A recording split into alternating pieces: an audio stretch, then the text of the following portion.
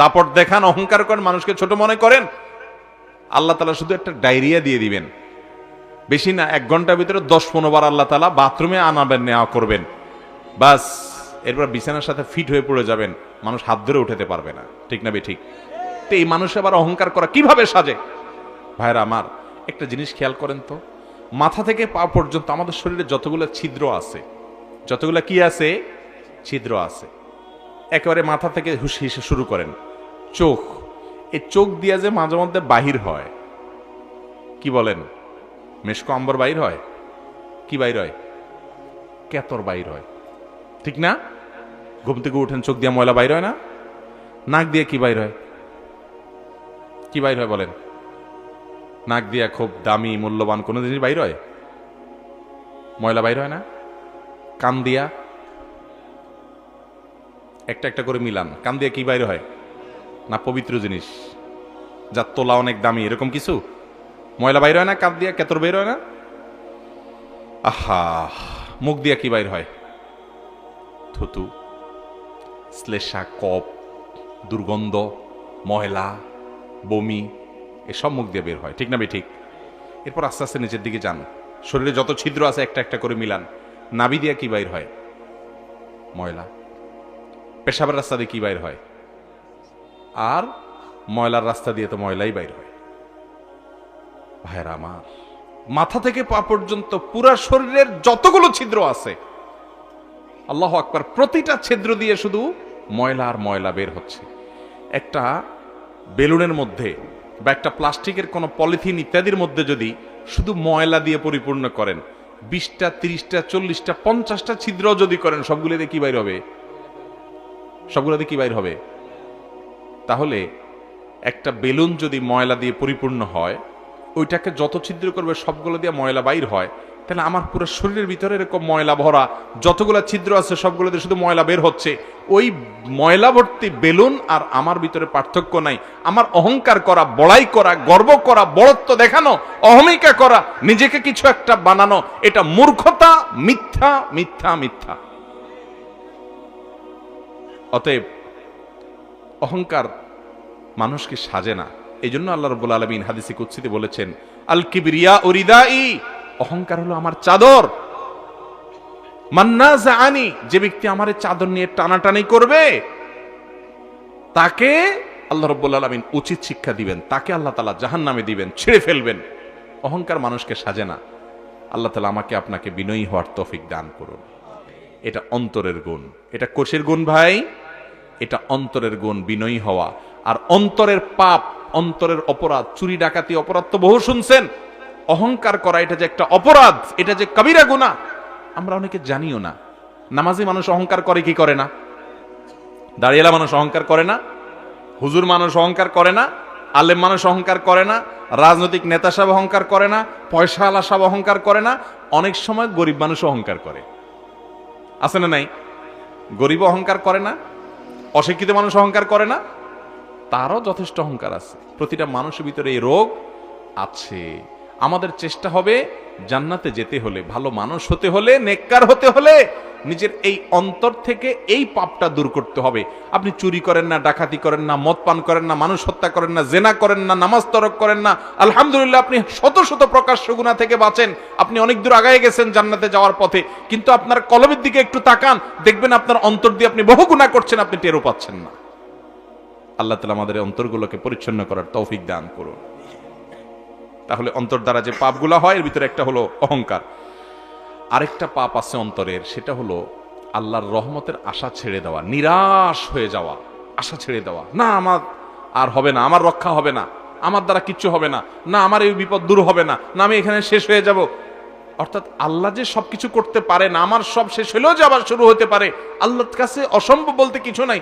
ফাআলুল lima ইউরিদ, তিনি কাদিরুল lima ইয়াশা, যা ইচ্ছা তা করতে পারেন, তার সকল ক্ষমতা আছে। এই বিশ্বাস যদি থাকে, সে কখনো আল্লাহর রহমত থেকে আশা ছাড়বে। মানুষ অহংকার, মানুষ আত্মহত্যা করে কখন? যখন আশা ছেড়ে দেয়, যে না এত লস খাইছি, এত ধরা খাইছি, এত বেশি আমার ক্ষতি হয়েছে আর্থিক, এটা বোধহয় আর কাটায় ওঠা সম্ভব না, তাহলে আমি দুনিয়া থেকে চলেই যাই। এভাবে কতদিন বেঁচে থাকবো? যে ক্ষতি হয়েছে এই ক্ষতি মনে পোষানো সম্ভব না। সে আল্লাহর প্রতি আশা ছেড়ে দিছে। তার যত ক্ষতি হোক আল্লাহ তাআলা পোষাইতে পারেন কি পারেন না? মুসা আলাইহিস সালামকে তো ফেরাউন শেষ করবে পরিকল্পনা করেছে, আল্লাহ তাআলা তাকে রক্ষা করেছেন না করেন নাই? করেছেন। আবার আল্লাহ ফেরাউনকে ধ্বংস করতে চেয়েছেন, তার সকল শক্তি মিলেও সে নিজেকে রক্ষা করতে পারে নাই।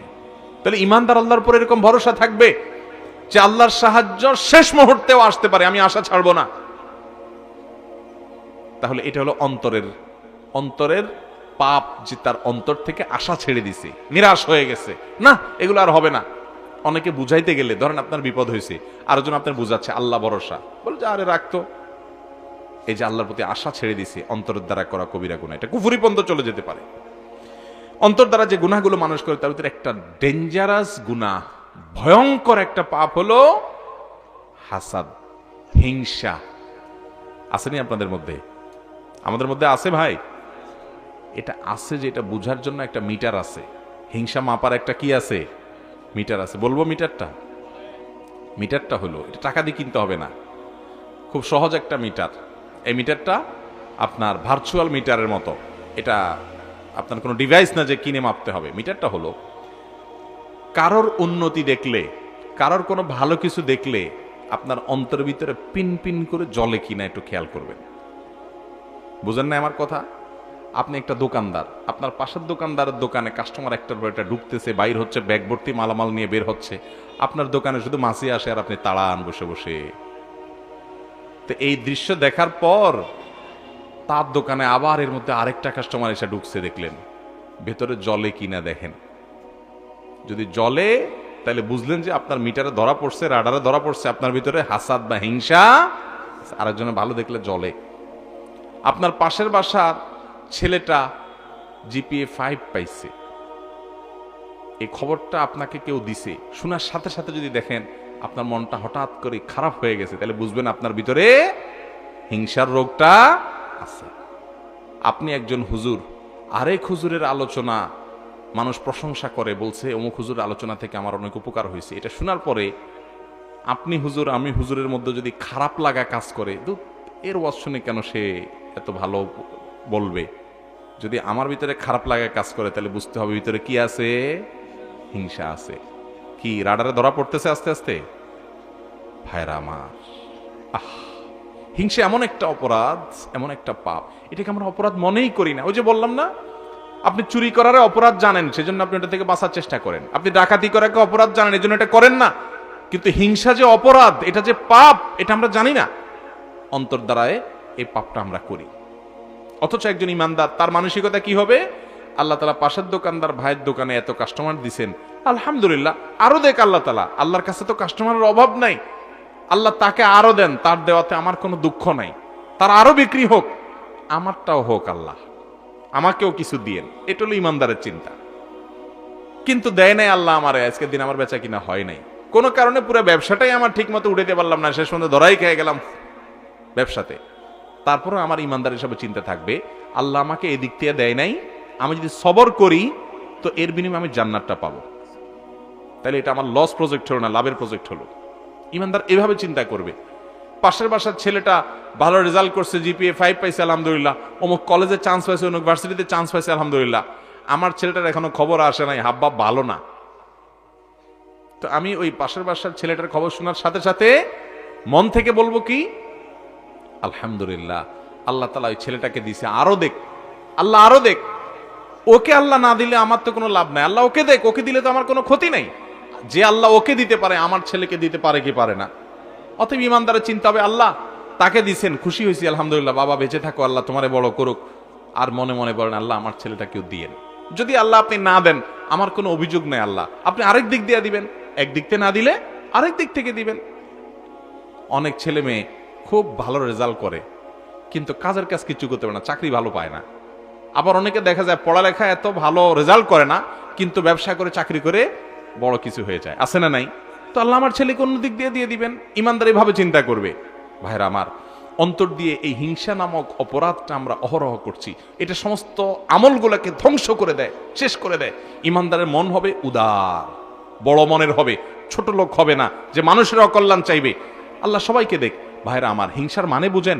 হিংসার মানে হলো আল্লাহ ওনাকে কোনো ভালো কিছু দিছে, ওনাকে ভালো কিছু দিছে আল্লাহ তাআলা, আমার কাছে যদি খারাপ লাগা কাজ করে, তার মানে ওনাকে ভালো জিনিসটা দিছে কে? আল্লাহ। তার মানে আল্লাহ যে সিদ্ধান্ত নিয়েছেন ওনাকে দেওয়ার ব্যাপারে, আমি সেটার বিরুদ্ধে বিরুদ্ধাচরণ করতেছি। কত বড় ডেঞ্জারাস কথা এটা। অন্তর দ্বারা আমাদের এই পাপটা হয় কি হয় না? তাহলে আজ থেকে অন্তরটাকে আমরা পরিচ্ছন্ন করার চেষ্টা করবো তো ইনশাআল্লাহ। এই কবিরা গুনাহ থেকে আমরা বেঁচে থাকার চেষ্টা, এটাকে আমরা কবিরা গুনাহ মনে করি না। নামাজি মানুষ হিংসুক আছে না নাই? রোজাদার আমলদার হিংসুক, কারণ সে জানেই না যে হিংসা এটা পাপ, এটা অন্তরে রাখতে হয়, এটা অপরাধ, মহাপাপ, কবিরা গুনাহ। আল্লাহ আমাদের অন্তরগুলোকে পরিচ্ছন্ন করার তৌফিক দান করুন। অন্তর দ্বারা যে পাপগুলো করা হয় মধ্যে একটা হলো শত্রুতা, বিদ্বেষ। কিছু লোকের মধ্যে দেখবেন রোগী হলো মানুষের পিছনে লাগিয়ে থাকা, আছে না নাই? কি বলছে এবার ওটা নিয়ে শত্রুতা করা, কথায় কথায় শত্রুতা, শুধু মানুষের পিছনে লাগা। অথচ নবী সাল্লাল্লাহু আলাইহি ওয়াসাল্লাম বলেছেন লা তাদাবারু, তোমরা একে অন্যের পিছনে লেগো না। বাইরে অন্তর দিয়ে যে পাপগুলো হয় তার ভিতরে একটা হলো কুধারণা। কুধারণা, মানুষের প্রতি খারাপ ধারণা হয় না আমাদের? একটা লোক হঠাৎ করে সে দেখলেন যে গভীর রাতে সে কোন এক জায়গা থেকে বের হয়ে আসতেছে। কি ব্যাপার, এত রাত্রে এই গলি থেকে বাইরে হয়ে আসলো কেন? নিশ্চয়ই কোনো আকাম করে আসছে। এটার বলে কি? কুধারণা। ইমানদার চিন্তা করবে হয়তো তার কোনো দরকারে গেছে, হয়তো কোনো ভালো কাজ ছিল, আমি খারাপটা দেখছি, হয়তো এর কোনো ভালো ব্যাখ্যা আছে, অন্যের ব্যাপারে খারাপ ধারণা করবে। এটা মুসলমানের কাজ না, এটা গুনাহের কাজ। অন্তর দিয়ে করা পাপ, অপরাধ, কবিরা গুনাহ। অন্তরকে এটা থেকে পরিচ্ছন্ন করতে হয়। আল্লাহ তাআলা কোরআনে কারীমে বলেছেন ইয়া আইয়ুহাল্লাযীনা আমানু জিতানিবু কাসীরাম মিনায-যন্ন ইন্না বা'দায-যন্নি ইসম। হে ঈমানদারগণ, তোমরা অন্যের প্রতি খারাপ ধারণা থেকে বেঁচে থাকো, কারণ এটা গুনাহ, অপরাধ। কারোর প্রতি খারাপ ধারণা করা যাবে না। নবী সাল্লাল্লাহু আলাইহি ওয়াসাল্লাম বলেছেন ইয়াকুমুয-যন্ন ফাইন্নায-যন্না আকযাবুল হাদিস। তোমরা কুধারণা, খারাপ ধারণা করা থেকে বেঁচে থাকবা, কারণ এটা সবচেয়ে বড় মিথ্যা কথা কারোর ব্যাপারে খারাপ ধারণা করা। ঈমানদার সুধারণা পোষণ করবে। ওই যে ঘটনা শুনছেন না, ভোর রাত্রে পুকুরের দুই পাশে দুইটা পুকুরের ঘাট আছে, এই ঘাটে দুইজন হাত মুখ ধুইতেছে। এক পাশে চোর হাত মুখ ধুইতেছে, সে চুরি করে আসছে। ওই যে আগের যুগে আপনার মানুষের শীত কাটতো না, ঘরের নিচ দিয়া মাটি খুঁড়ে বের হয়ে যায় চুরি করে আনতো, এই শীত কেটে হাতে মুখে তার মাটি টাটি লেগে গেছে, সেই জন্য পুকুরের ঘাটে ভোর রাতে, গভীর রাতে চুরি টুরি করে শেষ করে এরপর হাত মুখ ধুইতেছে পুকুর ঘাটে। আরেক পাশে আরেকজন হাত মুখ ধুচ্ছে, সেই বেচারা তাহাজ্জুদের জন্য উঠছে, এখন ওযু করতেছে, ওযু করে সে তাহাজ্জুদ পড়বে।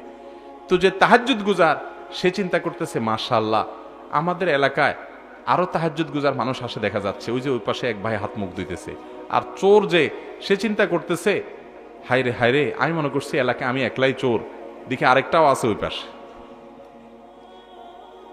ভাইরা আমার, তাহলে কুল্লু এনানিয়া তারাশাহু বিমা ফি, আরবি প্রবাদে আছে যার ভিতরে যা ফাল দিয়ে ওঠে তা, সে ওইটাই চিন্তা করে।